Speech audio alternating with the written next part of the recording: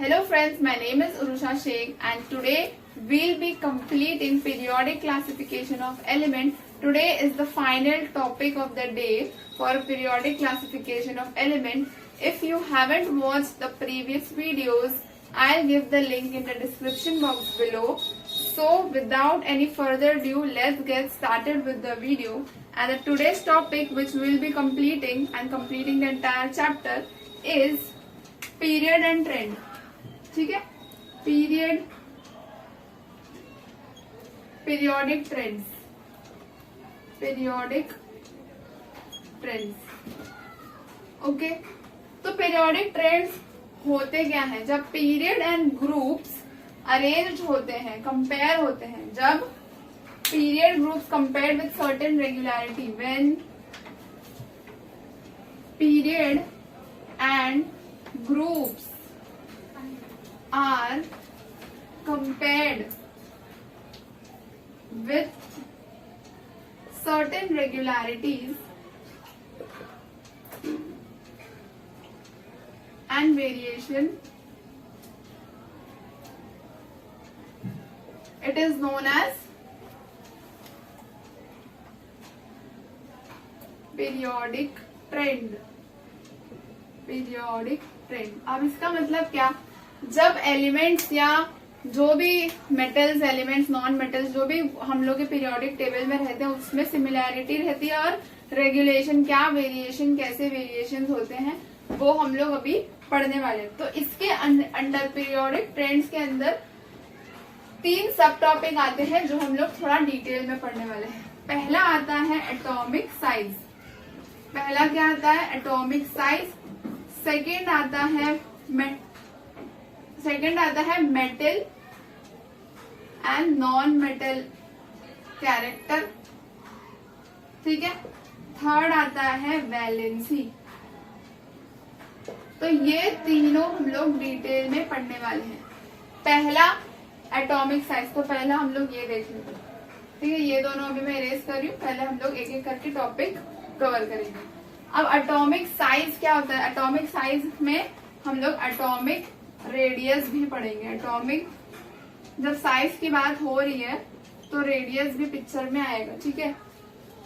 अब एटम है. एटम के अंदर न्यूक्लियस भी होता है. ठीक है, ये मेरा एटम है. इसके अंदर होता है न्यूक्लियस. न्यूक्लियस के अंदर होता है प्रोटॉन्स और न्यूट्रॉन्स. ये मेरा शेल है, outer most shell. Outer most shell मतलब सबसे लास्ट वाला शेल. और ये मेरा इलेक्ट्रॉन है, इसमें सारे इलेक्ट्रॉन्स है. तो न्यूक्लियस और आउटर मोस्ट शेल के बीच का जो डिस्टेंस रहता है उसको हम लोग बोलेंगे एटॉमिक रेडियस. क्या बोलेंगे? Atomic radius. ठीक है. तो ऐसे ही अगर आप कोई एक मेटल ले लीजिए, जैसे कि सोडियम हम लोग लेते हैं, उसका एटॉमिक नंबर है 11. ठीक है. उसका अभी हम लोग इलेक्ट्रॉनिक कॉन्फ़िगरेशन डिस्ट्रीब्यूट करते हैं. ठीक है. तो ये मेरा न्यूक्लियस हो गया, ये प्रोटॉन्स और ये न्यूट्रॉन्स. तो इसमें शेल्स कितने रहेंगे? 1 2 3. तो मैं भी शेल्स बना लेती हूँ. ये पहला शेल, ये दूसरा शेल और ये है मेरा तीसरा शेल. तो डिस्ट्रीब्यूशन ऑफ इलेक्ट्रॉन्स कैसे होगा? 1 2. सेकेंड शेल में कितने इलेक्ट्रॉन है? 8. 1 2 3 4 5 6 7 8. बचा कितना? 1 इलेक्ट्रॉन. ठीक है. तो यहां से लेके यहां तक का जो डिस्टेंस रहेगा मेरा, न्यूक्लियस से लेके आउटर मोस्ट शेल तक का जो डिस्टेंस रहेगा उसको क्या बोलेंगे? Atomic radius. ठीक है. अब एटॉमिक साइज, अभी कोई भी चीज का अगर हम लोग साइज मेजर करते हैं तो उसको कुछ ना कुछ यूनिट देते हैं. तो एटॉमिक साइज का भी क्या रहेगा? कुछ ना कुछ यूनिट तो रहेगा ही, क्योंकि atom is very very very very small even then our imagination. Very very very small. तो एक्सप्रेस कैसे होता है? It is expressed in terms of picometer. ये पीएम मतलब क्या होता है? पीएम का मतलब होता है पिकोमीटर. ठीक है. नैनोमीटर से भी छोटा होता है पिकोमीटर. समझ में आया? ये तो अभी हम लोग का एटॉमिक रेडियस, एटॉमिक साइज की बात हो गई. अब इसके बारे में थोड़ा हम लोग और जान लेते हैं कि पीरियोडिक टेबल में इसका क्या रोल है. समझ में आया? तो ये अब देखिए जैसे कि हम लोग पीरियोडिक टेबल आते ही हैं, जैसे हम लोग को पता है इसमें क्या होता है, ग्रुप्स और पीरियड्स आते हैं, ठीक है। तो पहले पीरियड का एलिमेंट लिख लेते हैं, फिर ग्रुप का एलिमेंट लिख लेंगे। तो यहाँ पर अगर हम लोग पीरियड के एलिमेंट लिखेंगे तो पहला ले लेते हैं lithium, beryllium, boron, carbon, nitrogen, oxygen, fluorine, neon, ठीक है। ये अपना फर्स्ट एक पीरियड हो गया। अभी ग्रुप में आ जाते हैं।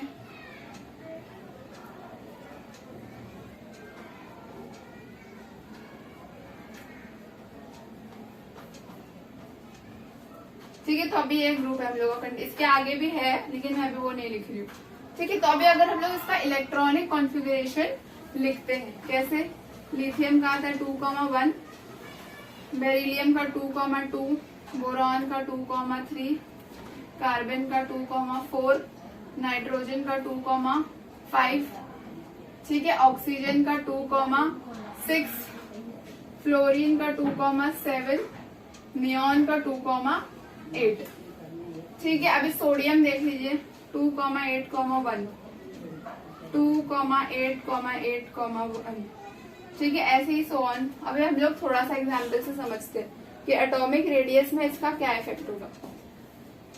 तो आप यहाँ पर एक चीज नोटिस किए होंगे ना, यहाँ पर क्या हो रही है, वैलेंस इलेक्ट्रॉन बढ़ रहा है ना। वैलेंस इलेक्ट्रॉन क्या हो रहा है, मेरा बढ़ रहा है। वैलेंस इलेक्ट्रॉन का मतलब आउटर मोस्ट शेल में इलेक्ट्रॉन्स बढ़ रहे हैं।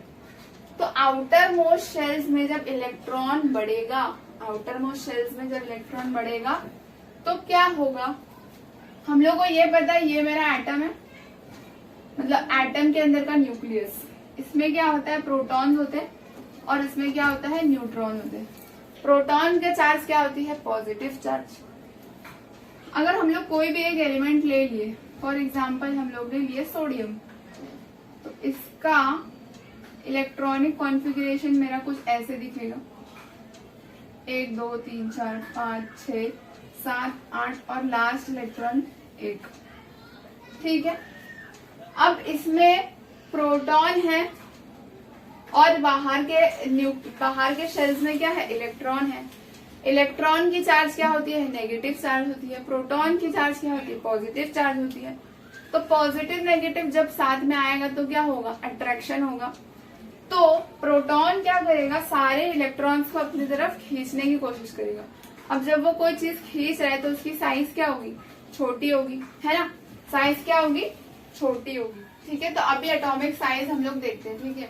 तो अभी पीरियड और ग्रुप पे हम लोग पीरियोडिक टेबल पढ़ने वाले। तो पीरियड के एलिमेंट्स मैंने लिख दिए, फर्स्ट पीरियड का ही एलिमेंट, सेकेंड पीरियड का एलिमेंट मैंने लिख दिया। तो lithium, beryllium, boron, carbon, nitrogen, oxygen, fluorine और नियॉन, इसका मैंने एलिमेंट्स लिख दिए, इसके इलेक्ट्रॉनिक कॉन्फ़िगरेशन भी मैंने लिख दिए, ठीक है। तो इलेक्ट्रॉनिक कॉन्फ़िगरेशन में क्या हो रहा है, वैलेंस इलेक्ट्रॉन क्या है, बढ़ रहा है। एक एक करके valence electron outer most shell में बढ़ रहा है। यहाँ पर 1 2 3 4 5 6 7 8 तक ही स्टॉप हो जाता है वो, क्योंकि 8 हम लोग का कंप्लीट ऑक्टेट फॉलो कर रहे हैं। तो यहाँ आप लोग ने एक चीज नोटिस की होगी कि यहाँ पर शेल्स कितने हैं, नंबर ऑफ शेल्स सेम है, मतलब number of shells is same in period, okay. तो शेल किसमें, नंबर ऑफ शेल पीरियड में देखो, अगर शेल्स हम लोग देखेंगे तो शेल सेम है, लेकिन valence electron is increasing. Increasing मतलब एक एक करके बढ़ रहा है। अगर आप लोग इसका 1 2 भी इलेक्ट्रॉनिक कॉन्फ़िगरेशन बनाओगे, जैसे कि मैं ले रही हूँ कार्बन, ले रही हूँ सपोज करूँ, कार्बन का एटॉमिक नंबर क्या होता है, 6 होता है, जिसका इलेक्ट्रॉनिक कॉन्फ़िगरेशन है 2,4। अब इसका मैं इलेक्ट्रॉनिक कॉन्फ़िगरेशन का डायग्राम बनाऊंगी तो कैसे बनेगा, ये है मेरा न्यूक्लियस, इसके अंदर आता है प्रोटॉन और न्यूट्रॉन, ठीक है। अभी मैं शेल्स बनाती हूँ 1 और इसमें है 2 शेल्स, 2। पहले शेल में 2 इलेक्ट्रॉन, दूसरे शेल में 4 इलेक्ट्रॉन, ठीक है। अब 4 इलेक्ट्रॉन है तो एटॉमिक रेडियस तो हम लोग को पता यही है, 4 इलेक्ट्रॉन है। प्रोटॉन का चार्ज क्या होता है, पॉजिटिव चार्ज होता है। इलेक्ट्रॉन का चार्ज क्या होता है, नेगेटिव चार्ज होता है। तो ये क्या करेगा, इलेक्ट्रॉन्स प्रोटॉन्स क्या करेगा, इलेक्ट्रॉन्स को अपनी तरफ खींचेगा। अब वो इलेक्ट्रॉन्स को अपनी तरफ खींच रहा है, तो कोई भी चीज अगर खींच रहा है मतलब वो छोटा हो रहा है, ये इसको अपनी तरफ पुल कर रहा है, ठीक है, ये उसको अपनी तरफ क्या कर रहा है, ये अपनी तरफ पुल कर रहा है, सब तरफ से पुल कर रहा है, सब तरफ से क्या कर रहा है, पुल कर रहा है। तो इसका साइज क्या होगा, साइज क्या होगा, घटेगा ना, साइज घटेगा। तो हम लोग ऐसे बोल सकते हैं, इन अ पीरियड द, यहां पर लिख देती हूँ मैं, ठीक है, ये आप इधर लिख लेती हूँ, in a period the atomic size decreases, ठीक है, by because the valence electron increases. अब लास्ट ऑर्बिटल में अगर हम देखेंगे 5 है, 6 है, 7, 8 है, तो लास्ट ऑर्बिटल में 8 इलेक्ट्रॉन है, तो इलेक्ट्रॉन 8 है तो पॉजिटिव चार्ज क्या होगा, ज्यादा होगा, क्योंकि जितने नंबर ऑफ इलेक्ट्रॉन होते हैं उतने नंबर ऑफ प्रोटॉन भी होते हैं, ठीक है। तो क्या होगा, सब न्यूक्लियस इलेक्ट्रॉन को अपनी तरफ खींचेगा। जब वो अपनी तरफ खींचेगा तो क्या होगा, एटम का साइज अपने आप कम हो जाएगा। तो in a period the atomic size decreases, या फिर हम लोग ऐसे भी लिख सकते हैं, from going left to right, है ना। पीरियड में हम लोग कैसे जाते हैं, लेफ्ट टू राइट, यहाँ से यहाँ जाते हैं, तो एटॉमिक रेडियस क्या होगा, सॉरी एटॉमिक का एटम का साइज क्या होगा, कमेगा। तो ये हो गई हम लोग के पीरियड की बात। अगर हम लोग ग्रुप की बात देखेंगे, ठीक है, चलो एक एलिमेंट ग्रुप का लिख लेते। हेलिना के आरबीसी फरार, हेलिना के आरबीसी फरार, ठीक है, ये आपको निमोनिक्स याद करवाई थी ना मैंने। तो ये मेरा क्या हो गया, ग्रुप हो गया। ये कौन से ग्रुप के एलिमेंट्स है, फर्स्ट ग्रुप के एलिमेंट्स है। जो फर्स्ट ग्रुप के एलिमेंट्स को हम लोग अल्कली एलिमेंट्स भी बोलते हैं, ठीक है, ये पहले भी पढ़ा है मैंने। तो हाइड्रोजन का एटॉमिक नंबर है 1, लिथियम का है 2,1, सोडियम का है 2,8,1, पोटेशियम का है 2,8,8,1, रुबीडियम का अभी हम लोग बस यहाँ तक का देखते, पोटेशियम तक का देखते, ठीक है। अभी आपको क्या दिख रहा है, शेल्स हम लोग का बढ़ते जा रहा है, शेल्स क्या हो रहा है, बढ़ते जा रहा है। पहले एक शेल था, फिर 2 शेल हुए, फिर 1, 2, 3 शेल हुए, फिर 4 शेल हुए, ऐसे ही बढ़ते जाएगा शेल। अब देखिए आप, कॉमन सेंस की बात है, शेल बढ़ेगा तो एटम का साइज क्या होगा, बढ़ेगा, एटम का साइज बढ़ेगा तो इलेक्ट्रॉन की डिस्ट्रीब्यूशन अलग होगी। फॉर एग्जाम्पल मैं सोडियम का एक ले लेती हूँ, इलेक्ट्रॉनिक कॉन्फ़िगरेशन, ठीक है, यहाँ पर मैं इरेज कर दूँ। अगर हम सोडियम का ले ले, अगर हम लोग सोडियम का इलेक्ट्रॉनिक कॉन्फ़िगरेशन बनाए, ये है मेरा प्रोटॉन, ये है मेरा न्यूट्रॉन, ये है एक शेल, 2 शेल और ये है 3 शेल। तो 3 शेल है, इसमें इलेक्ट्रॉन का डिस्ट्रीब्यूशन भी कर लेते हैं, 2, 8, 1, 2, 3, 4, 5, 6, 7, 1, 2, 3, 4, 5, 6, 7, 8 बचा 1 इलेक्ट्रॉन। तो अब देखो, इसमें प्रोटॉन भी है, न्यूट्रॉन भी है, इलेक्ट्रॉन एक दूसरे से दूर जा रहे हैं। इलेक्ट्रॉन मतलब शेल्स क्या हो रहे हैं, न्यूक्लियस से दूर जा रहा है। शेल्स अगर न्यूक्लियस से दूर जाएगा तो प्रोटॉन पॉजिटिव और नेगेटिव अट्रैक्शन क्या होगा, कम होगा, तो न्यूक्लियर चार्ज कम हुआ, इसका मतलब साइज बढ़ गई।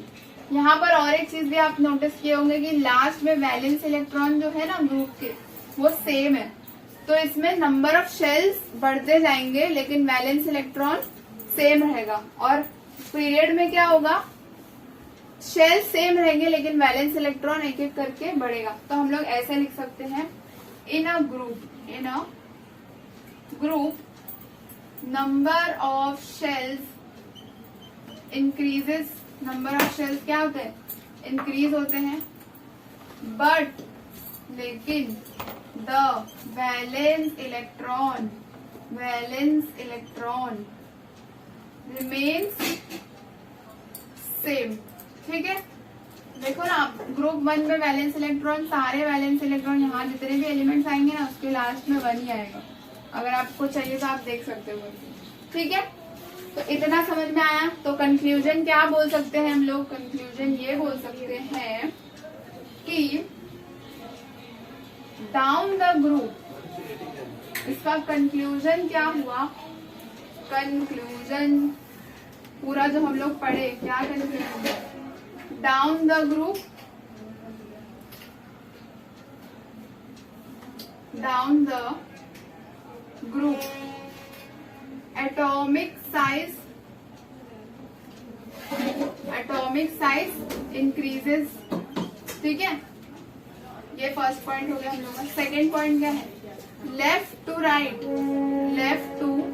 Right in a period atomic size decreases. ठीक है, इतना समझ में आया।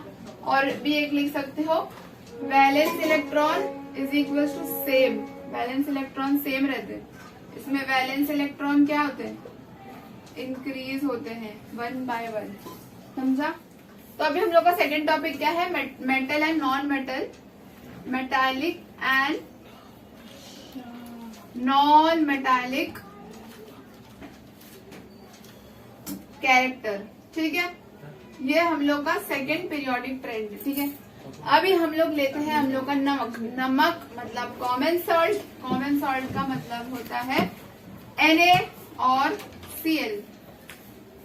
ठीक है, सोडियम का अभी हम लोग इसका इलेक्ट्रॉनिक कॉन्फ़िगरेशन ड्रॉ कर लेते हैं। सोडियम का एटॉमिक नंबर होता है 11, क्लोरीन का होता है 17। ठीक है, सोडियम हम लोग को देता है कैटायन। ठीक है, क्लोरीन हम लोग को देता है एनायन। ऐसा क्यों? इसके पीछे का रीजन हम लोग जान लेते हैं कि ये कैटायन क्यों देता है, एनायन क्यों देता है। कैटायन का मतलब होता है पॉजिटिव चार्ज, एनायन का मतलब होता है नेगेटिव चार्ज। ठीक है, ऐसा क्यों? इसके पीछे का रीजन जानते हैं। हर एटम की बचपन से क्या इच्छा होती है? ये इच्छा होती है कि उन लोग स्टेबल हो। स्टेबल मतलब लास्ट वैलेंस शेल में 8 इलेक्ट्रॉन्स होने चाहिए। तो सबसे स्टेबल हम लोग का पीरियोडिक टेबल में कौन सा ग्रुप है? सबसे स्टेबल ग्रुप है ग्रुप 18, जिसको जीरो ग्रुप एलिमेंट भी बोला जाता है, जिसको नोबेल गैसेस भी बोला जाता है। तो फटाफट से हम लोग उसका इलेक्ट्रॉनिक कॉन्फ़िगरेशन एक बार देख लेते हैं कि वो दिखते कैसे। Okay, so this is the electronic configuration of noble gases. Noble gases is nothing but what? It is group 18 element. Okay, group 18 elements में जितने भी सारे एलिमेंट है वो है helium, neon, argon, krypton, xenon, radon. अब आप देखते होंगे इसमें सबका आउटर मोस्ट इलेक्ट्रॉन कितना है? 8 है। तो ये सबसे ज्यादा स्टेबल है। आउटर मोस्ट इलेक्ट्रॉन सबका 8 है। ऑक्टेट रूल फॉलो कर रहा है। ऑक्टेट रूल मतलब लास्ट शेल में 8 इलेक्ट्रॉन होने चाहिए। ठीक है, तो अभी हम लोग इसका एक एग्जाम्पल देख लेते हैं।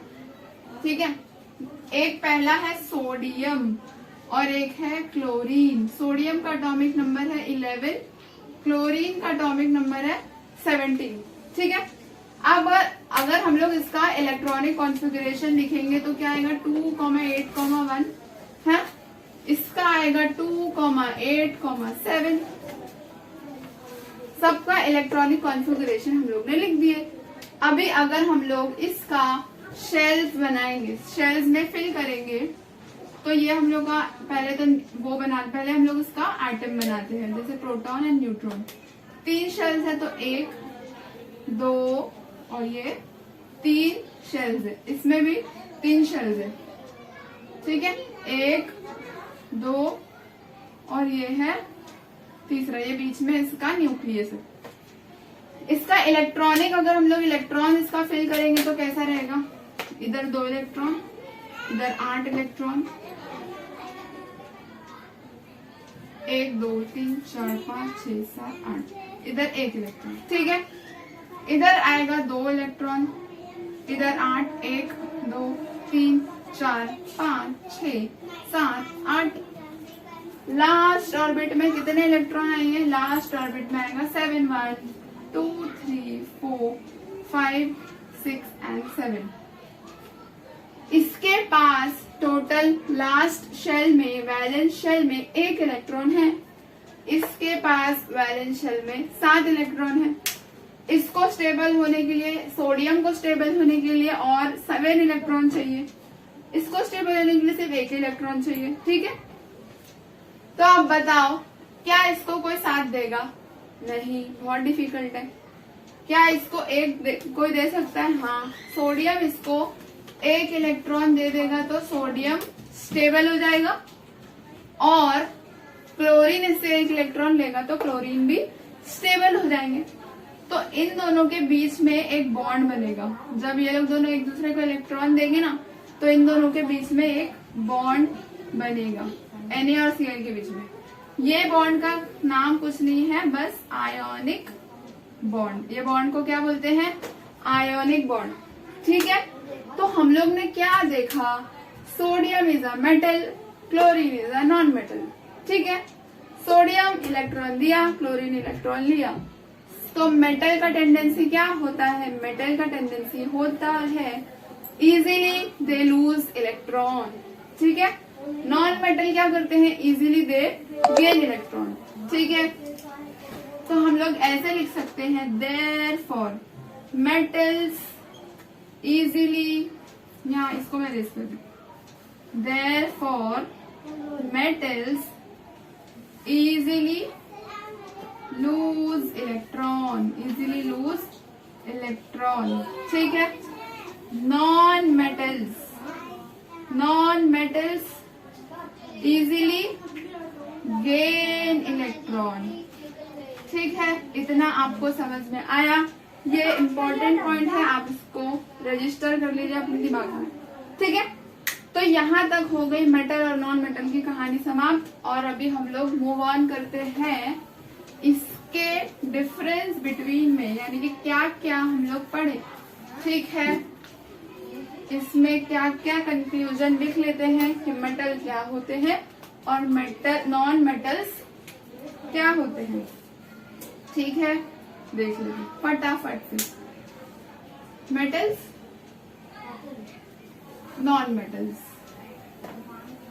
सबसे पहले हम लोग क्या लिखेंगे? metals in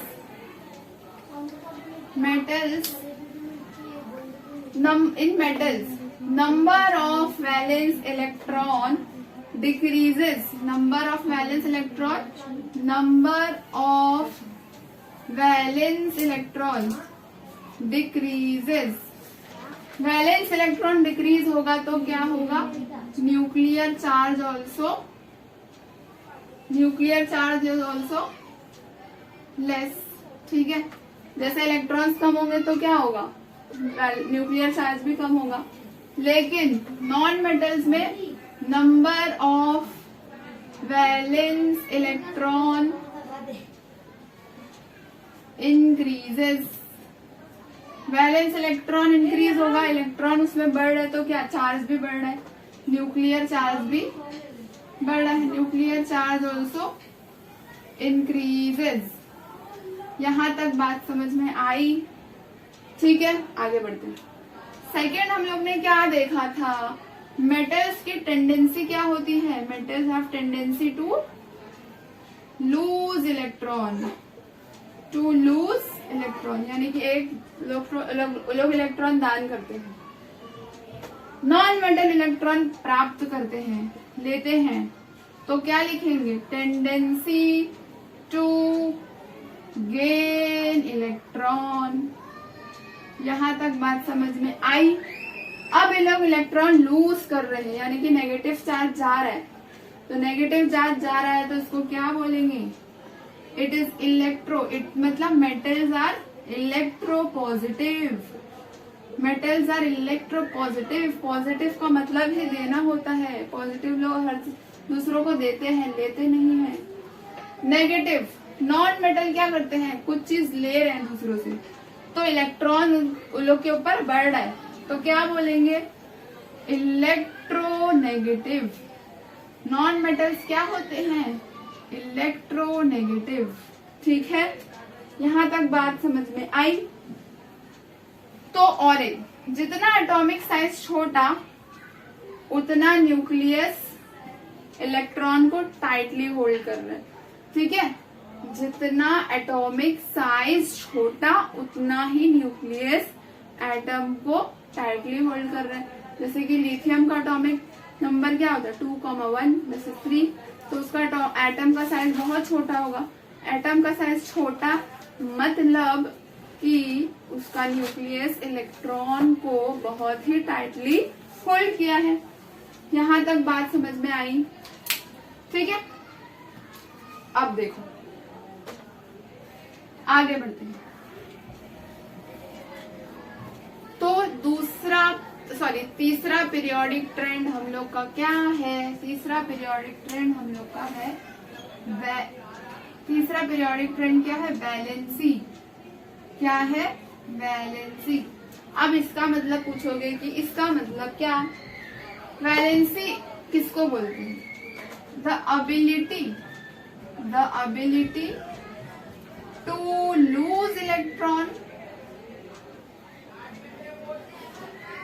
और ability to lose electron और gain electron is called what? Is called valency. ठीक है, तो आप ये अंडरलाइन कर लीजिए, लूज इलेक्ट्रॉन, गेन इलेक्ट्रॉन। ठीक है, लूज इलेक्ट्रॉन और गेन इलेक्ट्रॉन, यानी कि अगर जैसे कि मैंने सोडियम और क्लोरीन का एग्जांपल दिया था ना, सोडियम क्या करता है? 1 इलेक्ट्रॉन लूज करता है, क्लोरीन 1 इलेक्ट्रॉन गेन करता है। ठीक है, इतनी बात समझ में आई? अभी जल्दी जल्दी से हम लोग देख लेते हैं। अगर हम लोग पीरियड में जाएंगे, मतलब लेफ्ट टू राइट में अगर हम लोग जाएंगे तो ये हम लोग का एक ग्रुप आता है ना, ये हम लोग का एक पीरियड है। Sodium, magnesium, aluminium, silicon, phosphorus, sulphur, chlorine और आर्गन, ये उसका इलेक्ट्रॉनिक कॉन्फ़िगरेशन है। ठीक है, अब हम लोग इसकी वैलेंसी लिख लेते हैं। क्या लिखेंगे? वैलेंसी।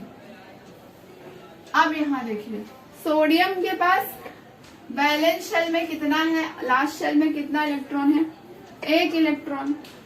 तो अभी उसको स्टेबल होने के लिए कितना इलेक्ट्रॉन चाहिए? 8 इलेक्ट्रॉन चाहिए।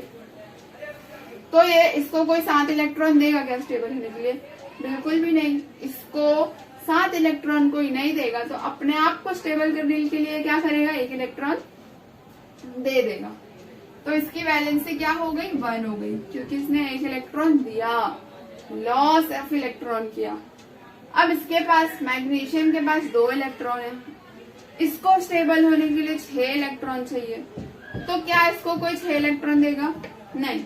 तो ये क्या करेगा? अपने आप को स्टेबल करने के लिए 2 इलेक्ट्रॉन दे देगा। तो यहाँ इसकी वैलेंसी हो गई 3। इसके साथ भी वही है, इसको स्टेबल होने के लिए 5 इलेक्ट्रॉन चाहिए, तो 5 तो इसको कोई देगा नहीं, तो ये क्या करेगा? अपने आप को स्टेबल करने के लिए 3 इलेक्ट्रॉन डोनेट करेगा। ठीक है, अब यहाँ पर आता है सिलिकॉन। क्या आता है? सिलिकॉन। लेकिन सिलिकॉन का केस थोड़ा सा अलग है, जो आपको थोड़ा ध्यान देना पड़ेगा। यहाँ पर है 4 इलेक्ट्रॉन। ठीक है, उसको स्टेबल होने के लिए बिल्कुल ठीक 4 इलेक्ट्रॉन चाहिए। तो ये क्या करेगा? अपना 4 इलेक्ट्रॉन देगा नहीं, ये जो कोई भी एक एटम के साथ 4 इलेक्ट्रॉन का शेयरिंग करेगा। क्या करेगा? शेयरिंग करेगा। इसकी वैलेंसी 4 रहेगी, लेकिन ये क्या करेगा? शेयरिंग, यानी कि कंप्लीटली किसी को शेयर नहीं करेगा। ये ऐसे एटम के साथ शेयर करेगा जिसको 4 इलेक्ट्रॉन की जरूरत है, यानी कि बॉन्ड बनाएगा। ठीक है, तो अब फॉस्फोरस में देखिए, 5 इलेक्ट्रॉन है लास्ट में, 5 इलेक्ट्रॉन लास्ट में है, तो इसको स्टेबल होने के लिए 3 इलेक्ट्रॉन चाहिए। ठीक है, तो अब ये क्या करेगा? 5 देगा नहीं, क्योंकि 5 ज्यादा है ना, 3 नंबर छोटा है। तो अब ये क्या करेगा? इसकी जो वैलेंसी रहेगी ना, 3 रहेगी। क्यों? क्योंकि ये गेन कर रहा है, क्योंकि वैलेंसी का मतलब ही होता है या तो लूज करेगा या तो गेन करेगा। तो यहाँ पर 5 इलेक्ट्रॉन है, तो अब ये इलेक्ट्रॉन गेन करना शुरू हो रहा है, तो इसकी वैलेंसी कितनी आएगी? 3।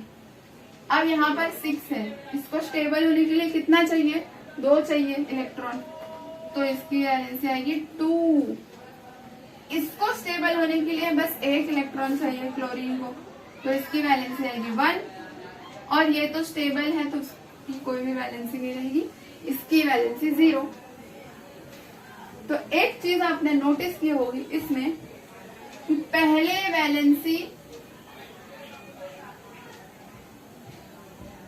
बढ़ रही है, ठीक है, वैलेंसी बढ़ रही है, यानी कि पहले वैलेंसी बढ़ रही है फिर नीचे डिक्रीज हो रही है। तो we can conclude left to right, left to right, left to right मतलब ये पीरियड है ना, तो पीरियड तो लेफ्ट टू राइट ही होता है। Left to right valency increases, left to right क्या होता है, वैलेंसी इंक्रीज होता है, फिर धीरे धीरे करके वो डिक्रीज होता है, फिर क्या होता है, धीरे धीरे करके वो डिक्रीज होता है। पहले इतने पार्ट में इंक्रीज हुआ, ये साइन है इंक्रीज की, फिर इतने पार्ट में ये डिक्रीज हुआ। Left to right valency increases and then decreases and becomes 0, यानी कि इंक्रीज हुआ फिर डिक्रीज होते होते कहाँ पहुंचा, 0 पे पहुंच गया। ठीक है, इतना समझ में आया। ये हो गया लेफ्ट टू राइट यानी कि पीरियड, पीरियोडिक ट्रेंड में पीरियड हो गया ये। अब देखते हैं ग्रुप में क्या होता है। ग्रुप में आप लोग याद रखिए, ग्रुप में मैंने बताया था कि वैलेंस इलेक्ट्रॉन लास्ट में सेम ही रहता है। ग्रुप 1 का वैलेंस इलेक्ट्रॉन 1 रहेगा, ग्रुप 2 का वैलेंस इलेक्ट्रॉन 2 रहेगा, 3 का 3, 4 का 4, 5 का 5 और 6 का 6। तो 8 ग्रुप होते हैं टोटल, ठीक है। लेकिन क्या बोल सकते हैं, in the group valence electron remains the same। I hope आपको ये बात समझ में आ गई होगी।